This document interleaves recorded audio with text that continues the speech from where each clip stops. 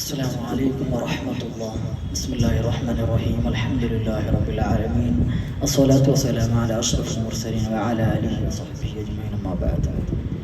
ബഹുമാനപ്പെട്ട ഉസ്താദുമാർ, പ്രിയമുള്ള സുഹൃത്തുക്കളെ, മുൻമിലാദുന്നൂർ ഈ വേദിയിൽ എനിക്ക് അർപ്പിതമായ വിഷയം ഫാഷിസത്തിൻ്റെ മുന്നിൽ വിദ്യാർത്ഥികളുടെ ഉത്തരവാദിത്വം എന്നതാണ്.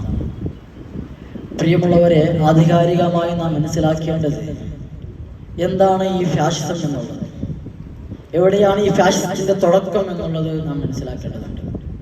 ചുരുക്കത്തിൽ പറയുകയാണെങ്കിൽ, ജനാധിപത്യം വിരുദ്ധവും ആളുകളെ അടിച്ചാക്ഷേപിക്കുകയും ജനങ്ങൾക്കിടയിൽ ഭിന്നിപ്പുണ്ടാക്കുകയും ചെയ്യുന്ന ഒരു അമാനവീയമായ ഒരു സമൂഹം എന്ന് പറയാം. 1919 കാലഘട്ടത്തിലാണ് ഫാസിസ്റ്റ് പാർട്ടി, പൊളിറ്റിക്കൽ പാർട്ടി തുടക്കം കുറിക്കുന്നത് ബെനിറ്റോ മുസോളിനിയുടെ നേതൃത്വത്തിൽ. അദ്ദേഹം തന്നെ പറയുന്നുണ്ട്, it is A murder of state and corporate എന്ന്. ഇതിന്റെ കൂടുതൽ വിശദീകരിക്കേണ്ട ആവശ്യമില്ല. പ്രിയമുള്ള സുഹൃത്തുക്കളെ, ഈ സന്ദർഭത്തിൽ ഓരോ പൗരന്മാരുടെയും, പ്രത്യേകിച്ച് ഇസ്ലാമിന്റെ തത്വാദർശങ്ങൾ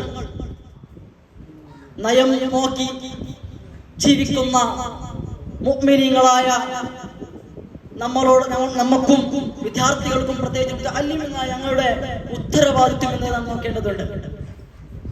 ഫസ്റ്റ് ഓഫ് ഓൾ നാം മനസ്സിലാക്കേണ്ടത് ആഴമായ പഠനമാണ് വേണ്ടത്. എന്താണ് ഫാഷിസം എന്നുള്ളത്?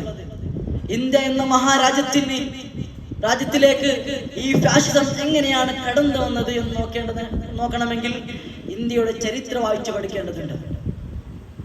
മാറ്റിമറിക്കപ്പെട്ട ചരിത്രമല്ല, വാസ്തവം എന്താണ്, യാഥാർത്ഥ്യം എന്താണ് അറിയപ്പെടുന്ന ചരിത്രയെ പഠിക്കണം. കാരണം വളർന്നു വരുന്ന തലമുറ പഠിച്ചുകൊണ്ടിരിക്കുന്ന ചരിത്രങ്ങൾ തികച്ചും മാറ്റിമറിക്കപ്പെട്ട ചരിത്രയാണെന്നുള്ളത് നമുക്കറിയുന്നതാണ്. ഈ സാഹചര്യത്തിൽ ഇതിന്റെ ആഴത്തിലേക്ക് കടന്ന് എന്താണ് സത്യത എന്ന് അറിഞ്ഞുകൊണ്ട് അത് മനസ്സിലാക്കേണ്ടതുണ്ട്. വിശുദ്ധ ഇസ്ലാം കൽപ്പിക്കുന്നത് അഫ്ദലുൽ ഇൽമി ഇൽമുൽ ഹാൽ, സാഹചര്യപരമായ ഇൽമാണ് ഏറ്റവും ശ്രേഷ്ഠമായ ഇൽമ്. സമകാലിക കാലഘട്ടത്തിൽ ഈ കാലഘട്ടത്തിന്റെ ജ്ഞാനങ്ങൾ, അറിവുകൾ പഠിച്ചിരിക്കേണ്ടത് ആവശ്യമുണ്ട്. മാത്രമല്ല, രണ്ടാമതായി പറയുകയാണെങ്കിൽ, നമുക്ക് ചോദ്യം ചെയ്യാനുള്ള തന്റേടമുണ്ടാകണം. എന്ത് പറഞ്ഞാൽ, എന്തെങ്കിലും അനീതികളും അക്രമങ്ങളും അന്യായങ്ങളും ഉണ്ടായപ്പോൾ അതിനെ വിരുദ്ധം പോരാടാൻ, ശബ്ദിക്കാൻ നമുക്ക് ധൈര്യമുണ്ടാകണം. മാത്രമല്ല, പ്രിയമുള്ള സുഹൃത്തുക്കളെ, സദൃഢമായ ഈ ഇന്ത്യയെ പുനർനിർമ്മിക്കാൻ നമുക്ക് സാധിക്കേണ്ടതുണ്ട്. പ്രിയമുള്ള സുഹൃത്തുക്കളെ, മുള്ളിനെ മുള്ളു കൊണ്ടെടുക്കണമെന്ന പഴഞ്ചൊല്ല് ഞാൻ കേട്ടവരുണ്ട്. ഇന്ന് ഫാഷിസം എന്ന ശക്തി ഈ ഇന്ത്യ രാജ്യത്ത് എങ്ങനെയാണ് അധികാരം സ്ഥാപിച്ചിട്ടുള്ളതെന്ന് മനസ്സിലാക്കേണ്ടതുണ്ട്. പൊളിറ്റിക്കൽ പാർട്ടിയിലൂടെയാണെന്നുള്ള സത്യം മനസ്സിലാക്കേണ്ടതുണ്ട്. പൊളിറ്റിക്കൽ പാർട്ടി മുന്നിൽ നിന്നുകൊണ്ടാണ് ഇന്ന് ഫാഷിസം തന്റെ എല്ലാ അമാനവീയമായ പദ്ധതികളെ നിലവിൽ കൊണ്ടുവരുന്നത്. അതുകൊണ്ട് ഈ പൊളിറ്റിക്കൽ പാർട്ടി തുടക്കം കുറിക്കുന്നത് എവിടെയാണെന്ന് നമ്മൾ നോക്കേണ്ടതുണ്ട്. അതാണ് കലാലയങ്ങൾ, വിദ്യാലയങ്ങൾ, ക്യാമ്പസുകളിൽ നിന്ന് പൊളിറ്റിക്കൽ പാർട്ടികളുണ്ട്, വ്യാപകമാണ്. അത്തരത്തിലുള്ള സാഹചര്യത്തിൽ ഒറ്റക്ക് പോരാടിയാൽ ചെന്നായി പിടിക്കും പോലെ ഒറ്റക്ക് ശബ്ദിക്കാൻ നമ്മളെ കൊണ്ട് സാധിക്കാത്തൊരു സാഹചര്യത്തിൽ നാം കൂട്ടായി കൊണ്ട് പോരാടേണ്ടതുണ്ട്. ഇത്തരത്തിലുള്ള സാഹചര്യത്തിൽ പൊളിറ്റിക്കൽ പാർട്ടി എന്ന് പറയുമ്പോൾ അതിലും നീതികയും തത്വങ്ങളും സത്യങ്ങളുള്ള, സത്യത്തിന്റെ പോരാടുന്ന, ശബ്ദിക്കുന്ന ആ പാർട്ടിയും നാം ചേർന്നുകൊണ്ട് അനീതിയുടെയും അക്രമത്തിന്റെയും അന്യായത്തിന്റെയും വിരുദ്ധ പോരാടേണ്ട കാര്യം നമ്മുടെ മുമ്പിലുണ്ട്. അത് നമ്മുടെ ഉത്തരവാദിത്തമാണ്.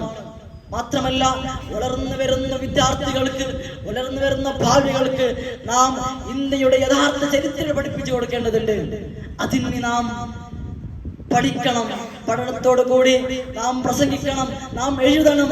മറ്റുള്ള പ്രതിഭാ മേഖലകളിൽ നാം നമ്മുടേതായ സ്ഥാനത്ത് ഉയർത്തിപ്പിടിക്കേണ്ടത് ആവശ്യമുണ്ട്.